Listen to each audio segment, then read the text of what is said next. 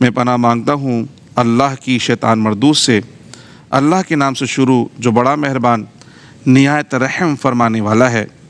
بے شک جو لوگ اپنے رب کے جلال سے ڈرتے رہتے ہیں اور جو لوگ اپنے رب کی آیتوں پر ایمان رکھتے ہیں اور جو لوگ اپنے رب کے ساتھ شرک نہیں کرتے اور جو لوگ اللہ کی راہ میں جو کچھ دیتے ہیں وہ خوف زدہ دلوں کے ساتھ دیتے ہیں، اس یقین کے ساتھ کہ وہ اللہ کی طرف لوٹنے والے ہیں، وہ لوگ نیک کاموں میں جلدی کرتے ہیں اور وہی نیکیوں میں سب سے بڑھنے والے ہیں۔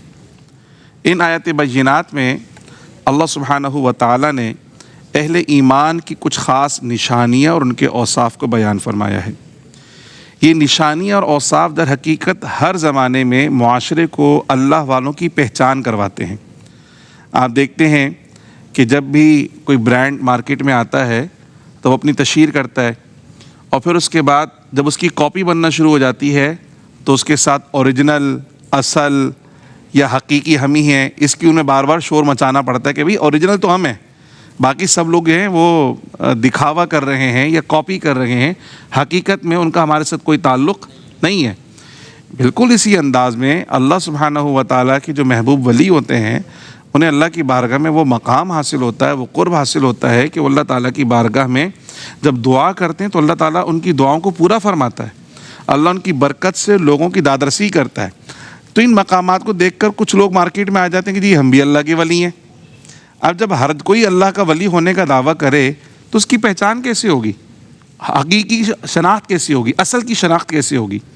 تو اصل کی شناخت کے لیے اللہ سبحانہ و تعالیٰ نے قرآن مجید فرقان حمید میں جگہ جگہ اپنے ولیوں کے اوصاف کو بیان فرمایا ہے کہ دیکھو جس شخص کے اندر یہ اوصاف موجود ہوں، اب وہ بھلے خانقاہ میں نہ بیٹھتا ہو، بھلے وہ مسند پہ نہ بیٹھتا ہو، بھلے اس نے کوئی حلقہ ارادت قائم نہ کیا ہو، لیکن اگر اس کے اندر یہ اوصاف نظر آ رہے ہیں تو اللہ کا ولی ہے، وہ اللہ کا محبوب بندہ ہے۔ اور اگر کسی نے خانقاہ کھولی ہوئی ہے، جناب والا محراب بھی سجائی ہوئی ہے، مسندوں پر بھی جلوہ فیگن ہیں، بڑی بڑی محفلیں بھی کرتے ہیں، لیکن ان اوصاف سے عاری اگر نظر آ رہے ہیں تو سب کچھ ہو سکتے ہیں مگر اللہ کا ولی نہیں ہو سکتے۔ تو اس لیے اللہ پاک نے قرآن مجید میں ایسی نشانیاں بیان فرمائی ہیں کہ ایک عام شخص جسے قرآن و سنت کے دلائل نہ بھی پتہ ہونا، وہ صرف ان محبوب بندوں کے کردار کو دیکھے، ان کے اخلاق کو دیکھے، ان کے چلنے پھرنے کو دیکھے، اس کا دل گواہی دے گا کہ یہ اللہ کے محبوب بندے ہیں۔ چونکہ اللہ سبحانہ و تعالیٰ ان کے چلنے پھرنے، اٹھنے بیٹھنے، گفتگو کرنے کے انداز تک کو قرآن کے اندر بیان فرماتا ہے۔ تو ان آیات بینات میں اللہ سبحانہ و تعالیٰ نے دو چیزوں کو بالخصوص بیان فرمایا ہے۔ ایک تو یہ کہ ان کا عقیدہ کیا ہوتا ہے، عقیدے کے اعتبار سے اللہ کے جو ولی ہوتے ہیں، جو اللہ کے محبوب ہوتے ہیں، وہ کس شان کے حامل ہوتے ہیں، اور دوسری طرف نیکی کا جو معاملہ ہے، جو نیک کاموں کی رغبت ہے، اس میں ان کا کیا عالم ہوتا ہے۔ تو ان دو اوصاف کو بالخصوص ان آیات بینات کی جھلک میں ہم دیکھ سکتے ہیں۔ جو شروع کی 3 آیات ہیں کہ ان الذین هم من خشیۃ ربہم مشفقون، اپنے رب سے ڈرتے رہتے ہیں، اپنے رب کے خوف سے ڈرتے ہیں، اس کی خشیت ان کے دلوں کے اندر ہوتی ہے۔ دوسرا فرمایا والذین هم بآیات ربہم یؤمنون، وہ اپنے رب کی آیتوں پر ایمان لے کر آتے ہیں۔ پھر فرمایا والذین هم بربہم لا یشرکون، وہ اپنے رب کے ساتھ شرک نہیں۔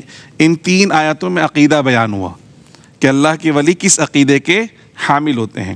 تو سب سے پہلی چیز یہ ہے کہ ان کے اندر خشیت الہی ہوتی ہے۔ یہ خشیت، یہ خوف کیا ہے؟ دیکھو ایک خوف ایسا ہے جو دنیا کا خوف ہے، اور ہم دنیا میں جس چیز سے ڈرتے ہیں یا خوف زدہ ہوتے ہیں نا، ہم اس سے دور ہو جاتے ہیں۔ جیسے اگر کسی کو خوف ہے بجلی کے تاروں کا، تو جہاں کہیں بجلی کے تار نظر آئیں گے وہ قریب جائے گا، دور بھاگے گا، نہیں بھائی یہاں تار ہے، میں نہیں جا رہا قریب۔ کسی کو خوف آتا ہے سلنڈرز کو دیکھ کے، گیس کے سلنڈر کو دیکھ کر، اب گیس کے سلنڈر جہاں بہت سارے رکھے وہ قریب جائے گا، اس کو ڈر لگتا ہے تو اس کے قریب نہیں جائے گا۔ کسی کو خوف ہے جناب والا وہ سانپوں سے، اب کسی کے سامنے سانپ آ جائے تو اس کے قریب جائے گا، نہیں جائے گا۔ تو دنیا کا جو خوف ہے، جو دنیا کا ڈر ہے، دنیا کی چیزوں کا، وہ ہمیں اس سے کیا کرتا ہے؟ دور کرتا ہے۔